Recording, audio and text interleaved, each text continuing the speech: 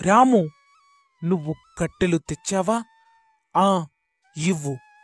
వీటితో అయితే చాలా అవసరం ఉంది. హా బాబాయ్, ఇదిగోండి మీ కట్టెలు.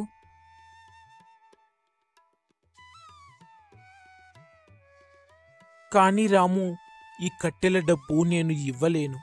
ఎందుకంటే నా కొడుకు ఇంకా పట్నం నుండి డబ్బులు పంపియలేదు. సరే బాబాయ్, మీకు ఎప్పుడు డబ్బులు వస్తాయో అప్పుడే ఇచ్చేయండి. నువ్వు చాలా మంచివాడివి రాము. నిన్ను ఆ దేవుడు చల్లగా చూడాలి. ధన్యవాదాలు బాబాయ్, నన్ను ఆశీర్వదించినందుకు. సరే బాబాయ్, ఇక నేను వెళ్తాను. ఇంకా చాలామందికి కట్టెలు ఇవ్వాలి కదా.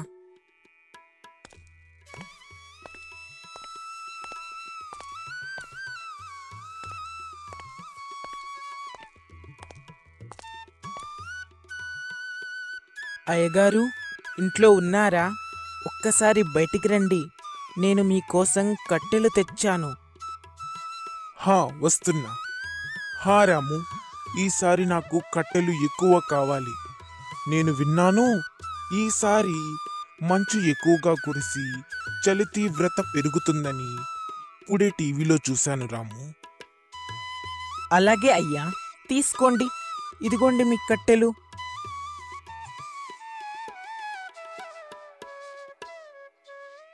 ఈ విధంగా రాము తన దగ్గర ఉన్న కట్టెలన్నీ అమ్మేస్తాడు. రాము తన ఇంటికి వెళుతుండగా విపరీతమైన చల్లని గాలి వీస్తుంది. అరే దేవుడా, ఈ చల్లని ఈదురుగాలి మొదలయ్యింది. నేను ఎలాగైనా తొందరగా ఇంటికి వెళ్ళాలి. లేకపోతే ఈ చలి ఈదురుగాలి వల్ల నాకు చలి జ్వరం రావచ్చు. అరే, ఏమైంది? ఆయన ఇంకా ఇంటికి రాలేదు. ఈ చలి పెరిగే కొద్దీ భయం పెరుగుతోంది. నేను ఆయనకు ఎన్నిసార్లు చెప్పాను సాయంత్రం త్వరగా ఇంటికి వచ్చేయమని, కానీ ఆయన నా మాట వినరు. భగవంతుడా, ఆయనని క్షేమంగా ఇంటికొచ్చేలా చూడు దేవుడా. సునీత, ఓ సునీత, మీకు ఎన్నిసార్లు చెప్పానండి సాయంత్రం అయితే త్వరగా ఇంటికి వచ్చేయమని. సాయంత్రం అయితే చలి తీవ్రత విపరీతంగా పెరిగిపోతోంది. అలాగే సునీత, రేపు పొద్దున్నే నిద్రలేచి సాయంత్రంలోగా అన్ని పనులు పూర్తి చేసుకొని సాయంత్రానికి ఇంటికి వచ్చేస్తాను. సరే అండి, కాళ్ళు చేతులు కడుక్కొని రండి, భోజనం వడ్డిస్తాను.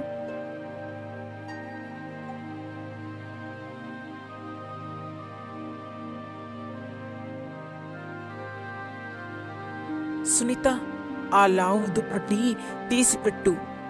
ఈ భయంకరమైన చలి తగ్గాలంటే ఆ లావు దుప్పటి ఉండాల్సిందే. సరే అండి, నేను ఇప్పుడే తీస్తాను. మీరు భోజనం చేసేయండి.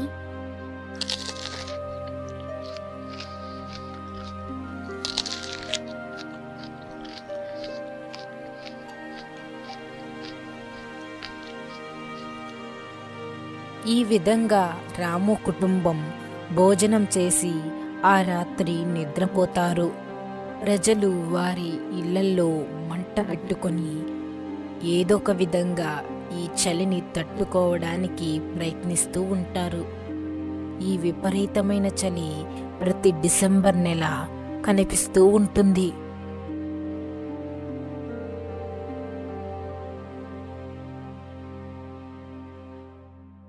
సునీత, ఓ సునీత, నాకు కొంచెం టీ తీసుకొనిరా.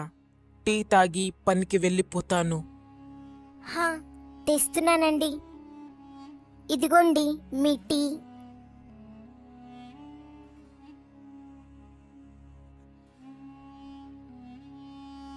సరే సునీత, ఇక నేను బయలుదేరుతాను.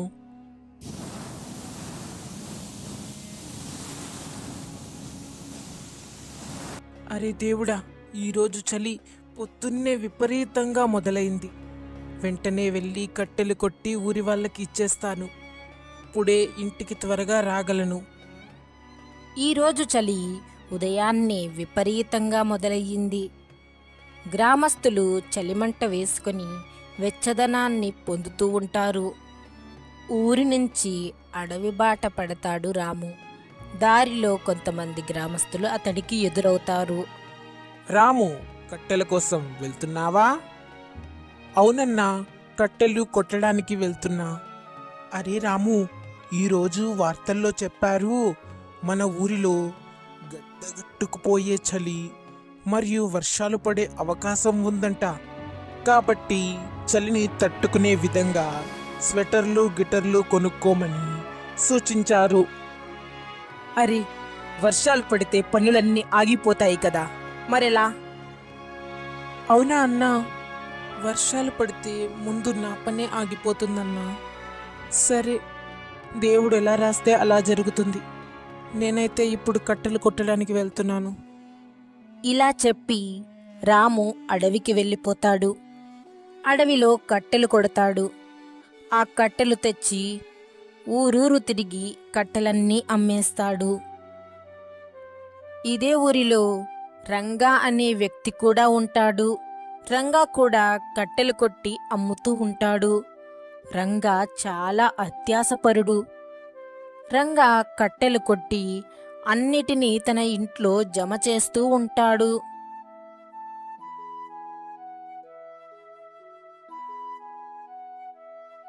అరే, మీకేమైనా పిచ్చి పట్టిందా? కట్టెలు ఊర్లో అమ్మకుండా ఇంట్లో తెచ్చి ఇలా పెడుతున్నారేంటి? అరే భార్యామణి, నాకేం పిచ్చి పట్టలేదు. నువ్వు పొద్దున్నే వార్తలు చూడలేదా? వార్తల్లో చెప్పారు, ఈసారి గడ్డగట్టుకుపోయే చలితో పాటు వర్షాలు కూడా పడతాయంట. అలా వర్షాలు పడ్డప్పుడు ఈ కట్టెలను ఊర్లో తీసుకెళ్లి ఎక్కువ ధర పెట్టి అమ్ముతాను. అప్పుడు మనకి చాలా లాభం వస్తుంది. అవునా అండి? మా ఆయన ఎంత తెలివైనవారో. ఈసారి వచ్చే లాభంతో నాకు ఒక కొత్త చీర కొనండి. ఈ విధంగా రంగా కుటుంబం వర్షం పడడం కోసం ఎదురు చూస్తూ ఉంటారు. మరోపక్క రాము కట్టెలన్నీ అమ్మేసి ఇంటికి వెళతాడు. రాత్రి సమయం. ఆకాశంలో ఉరుములతో పాటు ఉన్నట్టుండి పెద్దగా వర్షం మొదలవుతుంది. ఉరుములు మెరుపులతో ఆ వర్షం చాలా భయంకరంగా ఉంటుంది. ఉరుముల శబ్దంతో రాము నిద్రలేస్తాడు. అతను తలుపు దగ్గరికి వెళ్ళి చూస్తాడు.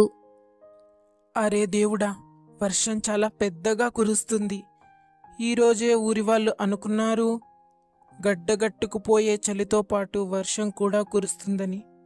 కానీ అది ఇంత త్వరగా అని నేను అనుకోలేదు. ఇప్పుడు నేనేం చెయ్యాలి? అడవిలోని కట్టెలన్నీ కూడా తడిసిపోయుంటాయి. సునీత, ఓ సునీత!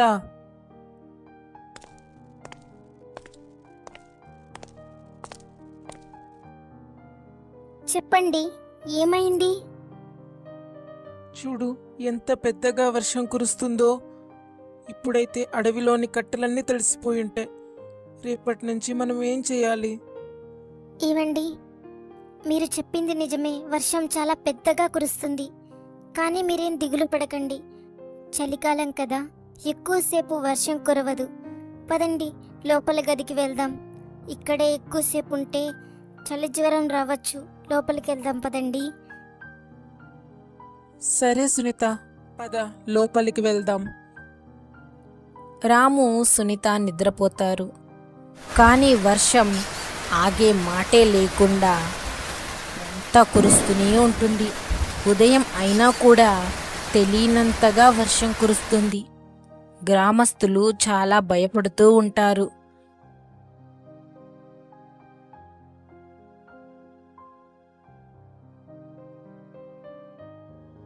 సునీత తెల్లారింది. కానీ ఈ వర్షం ఆగే మాటే లేకుండా కురుస్తూనే ఉంది. ఇలానే కురిస్తే నేను అడవికి కూడా వెళ్ళలేను. ఏం చేయాలో నాకు అస్సలు అర్థం కావట్లేదు సునీత. అవునండి, ఈ వర్షం రాత్రి నుంచి విపరీతంగా పడుతూనే ఉంది. వర్షం కారణంగా చలి కూడా విపరీతంగా పెరిగి కాళ్ళు చేతులు గడ్డగట్టుకుపోతున్నాయి. పదండి లోపల గదికి వెళ్దాం. అక్కడ పొయ్యి దగ్గర కాసేపైనా కూర్చుంటే వెచ్చదనం లభిస్తుంది. సునీత, రాము వంటగదిలో కూర్చుంటారు. ఆ గది మంట ఉండడం కారణంగా కొంచెం వెచ్చగా ఉంటుంది. ఆ వర్షం అనేది మధ్యాహ్నం దాకా కుండపోతుగా కురుస్తూనే ఉంటుంది. ఆ వర్షం కారణంగా ప్రజలు వారి వారి పనులు చేసుకోలేక ఇబ్బంది పడుతూ ఉంటారు. అరే దేవుడా, ఇంట్లో కట్టెలన్నీ అయిపోయాయి. ఇంకా ఈ కొన్ని కట్టెలే మిగిలి ఉన్నాయి. ఈ వర్షమేమో కుండపోతుగా కురుస్తూనే ఉంది.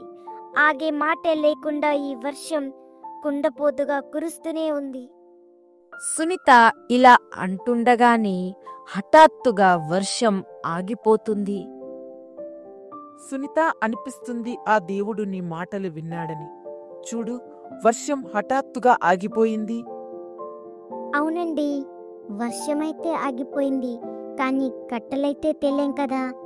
ఈ వర్షం కారణంగా అడవిలోని చెట్లన్నీ తడిసిపోయి ఉంటాయి. నేనొక పని చేస్తాను. మన పక్కింటి పంకజం అక్క దగ్గరికి వెళ్ళి కొన్ని పిడకలు తెస్తాను. ఈ గడ్డగట్టుకుపోయే చలిలో మంట లేకపోతే అస్సలు ఉండలేం. ఇలా చెప్పి సునీత పక్కింటి పంకజం దగ్గరికి వెళుతుంది. పంకజం అక్క, ఓ పంకజం అక్క, ఇంట్లో ఉన్నావా? హా సునీత, ఉన్నాను. ఏమైంది సునీత, ఇంత చలిలో మా ఇంటికి ఎలా రావాల్సి వచ్చింది? పంకజం అక్క, ఇంట్లో కట్టెలన్నీ అయిపోయాయి. నాకు కొన్ని పిడకలు కావాలి. అందుకే నీ కాడ పిడకలు ఇప్పించుకొని పోదామని వచ్చాను. నాకు కొన్ని పిడకలు ఇవ్వు పంకజం అక్క. హా, తెస్తాను. ఇదిగో. కానీ నా కాడ కూడా ఎక్కువ పిడకలు లేవమ్మా. ఎందుకంటే చాలా రోజుల నుంచి ఎండ రాలేదు కదా. ఎండ రాకపోవడం వల్ల పిడకల్ని కూడా ఎండబెట్టలేకపోయాను. నా కాడ కూడా కొన్ని పిడకలే ఉన్నాయి. నేను నీకు ఇన్ని మాత్రమే ఇవ్వగలను. నువ్వు వీటిని జాగ్రత్తగా చూసి వాడుకో అమ్మా. సరే పంకజం అక్క, వీటికి ఎంత ధర అయ్యింది? ఏంటి సునీత, నా గురించి నువ్వు ఏమనుకున్నావు? రాము నాకు ఎన్నోసార్లు ఉచితంగా కట్టెలు ఇచ్చిపోయాడు. నేను నీ దగ్గర దీనికి డబ్బులు ఎలా తీసుకుంటాననుకున్నావు? నువ్వు డబ్బులు ఏమీ ఇవ్వక్కర్లేదు. నువ్వు వీటిని తీసుకుని వెళ్ళు. సరే పంకజం అక్క, నీకు చాలా చాలా ధన్యవాదాలు. ఇలా చెప్పి సునీత ఇంటికి బయలుదేరుతుంది. తను ఇంటికి వెళుతుండగానే మళ్ళీ పెద్దగా వర్షం మొదలవుతుంది. అరే భగవంతుడా, ఈ వర్షం మా పాలిట శాపమయ్యింది. నేను త్వరగా ఇంటికి వెళ్ళాలి. దాంతో ఈ వర్షం బారి నుంచి బయటపడొచ్చు. తడుస్తూ తడుస్తూ ఇంటికి చేరుకుంటుంది సునీత. అరే సునీత, నువ్వైతే పూర్తిగా తడిచిపోయావు. వెళ్ళి త్వరగా బట్టలు మార్చుకో, లేకపోతే నీకు చలి జ్వరం రావచ్చు. సునీత బట్టలు మార్చుకొని వచ్చి మంట దగ్గర కూర్చుంటుంది. దాంతో సునీత కొంచెం కుదుట పడుతుంది. మరోపక్క రంగా తను ఏ అవకాశం కోసం ఎదురు చూస్తున్నాడో అదే అవకాశం ఇప్పుడు వచ్చింది. రంగా తన కట్టెలు నెత్తిన వేసుకొని ఊరివైపు బయలుదేరతాడు. అరే రంగా, కట్టెలు తెచ్చావా? నాకు త్వరగా ఇవ్వు. ఇదిగోండి తాత, మీ కట్టెలు. హా, తీసుకో రంగా, నీ 40 రూపాయలు. తాత, నువ్విచ్చింది 40 రూపాయలే, కానీ వీటికి 80 రూపాయలు అవుతుంది. కానీ ఎందుకు రంగా? రాము అయితే 40 రూపాయలకే ఇచ్చిపోతాడే. తాత, మీరు చూస్తున్నారు కదా వర్షం ఎంత భారీగా పడుతుందో. నేను ఈ కట్టెలు అడవి నుంచి తెచ్చినవి కాదు, బజార్లో కొనుక్కొని తెచ్చాను. కాబట్టే వీటికి ఇంత రేటు. నాకు అనిపిస్తుంది రాము కూడా కట్టెలు మీకు తెచ్చివ్వలేడు. ఎందుకంటే అడవిలోని చెట్లన్నీ తడిసిపోయాయి. తడిసిపోయిన చెట్లను కొట్టితే ఎవరైనా కొనుక్కుంటారో చెప్పండి. అందుకే నేను వీటిని బజార్లో కొనుక్కొని తెచ్చాను. అందుకే వీటి రేటు చాలా ఉంది బజార్లో. అందుకే నేను మీకు ఎక్కువ రేటుకి అమ్ముతున్నాను. ఇక చేసేది ఏమీ లేక ఊరి వాళ్ళందరూ రంగా దగ్గరే కట్టెలు కొనడం మొదలు పెడతారు. ఎందుకంటే వారి కాడ వేరే మార్గం లేదు. చలిని తట్టుకోవాలంటే వారికి మంట ఒక్కటే మార్గం. ఈ విధంగా చేసి రంగా బోలెడంత డబ్బులు సంపాదిస్తాడు.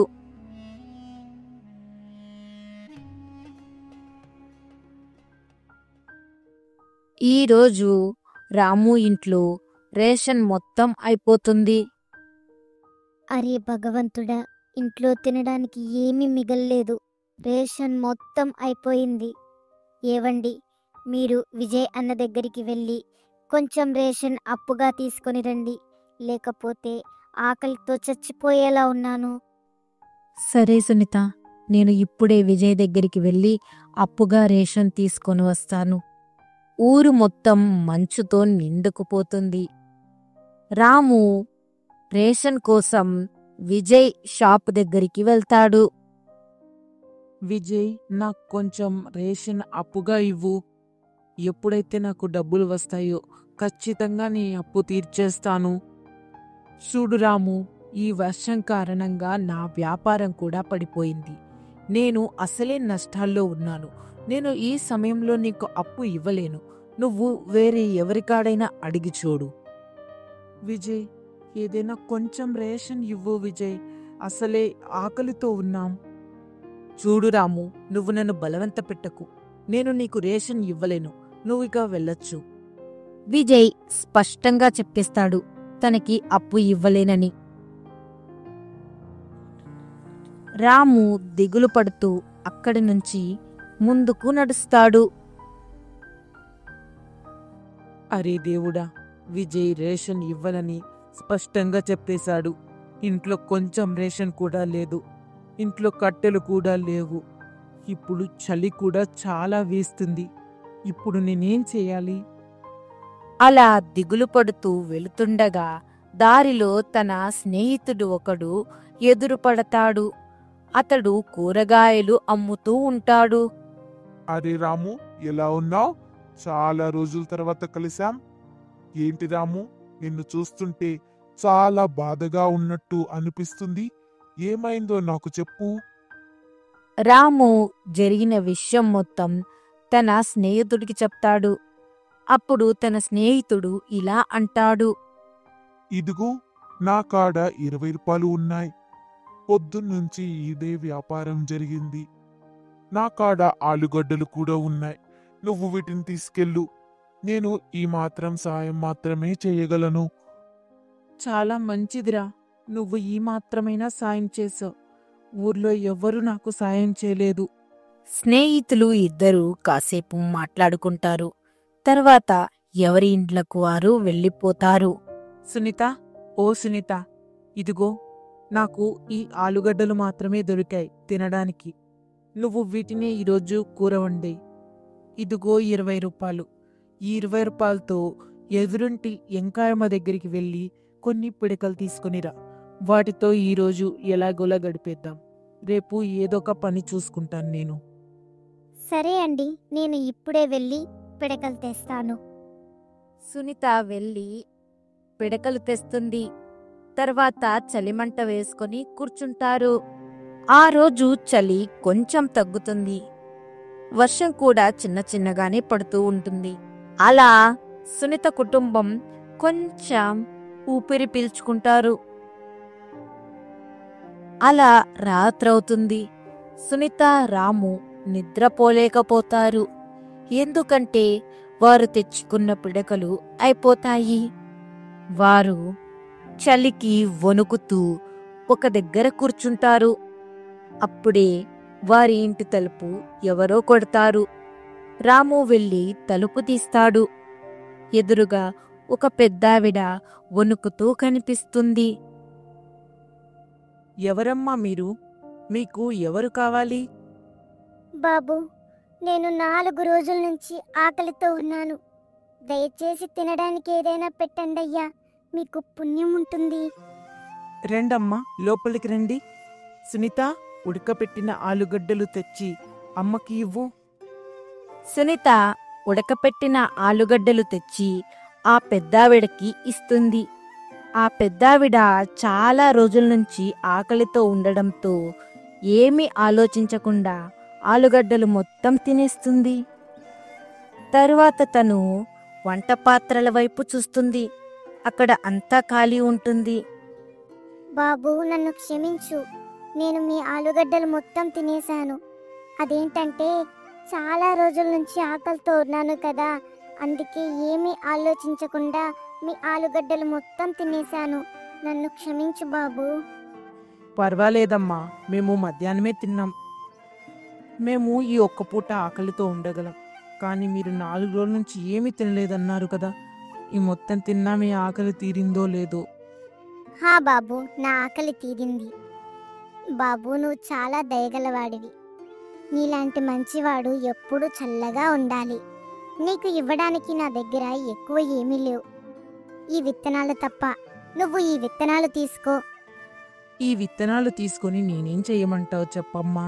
నేను రైతుని కాదు, నేను ఒక కట్టెలు కొట్టుకొని జీవించే సాధారణ వ్యక్తిని. బాబు, ఇవి నువ్వనుకుంటున్నట్టు సాధారణ విత్తనాలు కాదు, ఇవి మాయా విత్తనాలు. వీటిని ఒక్కసారి నీ పెరట్లో నాటి చూడు, అప్పుడు నీకే తెలుస్తుంది వీటి మాయ ఏంటో అని. సరే అమ్మా, నువ్వు చెప్పినట్టే చేస్తాం.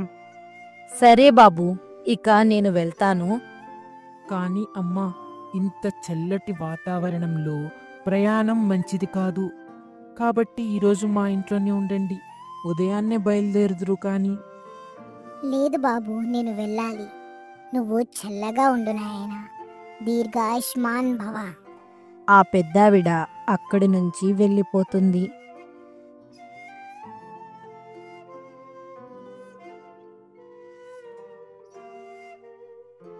మరుసటి రోజు రాము ఆ విత్తనాలని తన పెరట్లో నాటుతాడు. విత్తనాలను నాటిన కాసేపట్లోనే అక్కడ పెద్ద పెద్ద చెట్లు కాస్తాయి. ఆశ్చర్యం ఏమిటంటే ఆ చెట్లు మొత్తం ఎండిపోయి ఉంటాయి. ఏవండి, ఇటు చూడండి, ఇక్కడ పెద్ద పెద్ద చెట్లు కాసాయి. వీటిని వెంటనే మీరు కొట్టండి, ఎందుకంటే ఇవి ఎండిపోయి ఉన్నాయి. వీటిని మీరు ఊరూరు తిరిగి అమ్మేయండి. ఆ వచ్చిన డబ్బుతో మనం కడుపు నిండా భోజనం చేద్దాం. రాము ఆ చెట్లని కొడతాడు. ఆ చెట్లని కొట్టిన కాసేపట్లోనే అవి మళ్ళీ మునపటి స్థితికి వస్తాయి. ఏవండి, చూడండి, ఈ చెట్లని మీరు ఇప్పుడే కొట్టారు, అప్పుడే ఇవన్నీ మునపటి స్థితికి వచ్చాయి. అంటే ఇవి నిజంగా మాయా విత్తనాలే అండి. ఇక ఎండిపోయిన చెట్లు లేవని మీరు బాధపడకండి. వీటిని ఇప్పుడే ఊరూరు తిరిగి అమ్మేయండి. మనం ఇక ఆ వచ్చిన డబ్బులతో చాలా సంతోషంగా జీవించొచ్చు.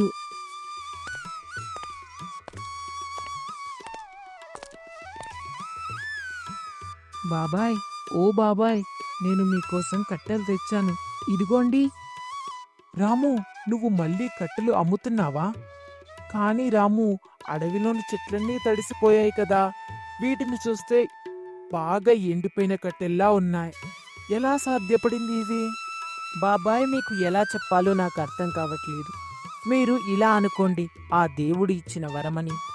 ఏదైతే ఏముంది రాము, నువ్వు మళ్ళీ కట్టెలు అమ్మడం మొదలుపెట్టావు, అదే మాకు సంతోషం. నువ్వు కట్టెలు అమ్మనప్పుడు ఆ రంగా వచ్చాడు. అత్యంత ధర పెట్టి వాడి కాడ కట్టెలు కొనాల్సి వచ్చింది. ఇక మాకు ఆ బాధేమీ ఉండదు. నీ దగ్గర చౌక ధరలోనే మంచి కట్టెలు పొందొచ్చు. హా బాబాయ్, తీసుకోండి. ఈ విధంగా రాము ఊరూరు తిరిగి కట్టెలన్నీ అమ్మేస్తాడు. ఆ వచ్చిన డబ్బులతో ఇంటికి రేషన్ తీసుకొని వెళ్తాడు. మరోపక్క రంగా కట్టెలు అమ్మడానికి ఊర్లోకి వస్తాడు. కాని రంగా వద్ద ఎవ్వరూ కట్టెలు కొనరు. ఎందుకంటే కష్ట సమయంలో రంగా వారి కష్టాన్ని లాభంగా చేసుకున్నాడు కాబట్టి. ఇప్పుడు రంగా దగ్గర ఎవ్వరూ కట్టెలు కొనడం లేదు. రంగా బాగా నష్టపోతాడు. రంగాకి బుద్ధి వస్తుంది. రంగా ఇంకెప్పుడు అలా చేయను అని నిర్ణయించుకుంటాడు. హాయ్ అండి, మీకు కనుక మా వీడియోస్ నచ్చినట్టయితే లైక్ చేయండి, షేర్ చేయండి, కామెంట్ చేయండి. ఇంతవరకు మా ఛానల్ని సబ్స్క్రైబ్ చేసుకోకపోతే ఇప్పుడే సబ్స్క్రైబ్ చేసుకొని పక్కనే వచ్చే బెల్ ఐకాన్ని ఆల్లో పెట్టుకోండి.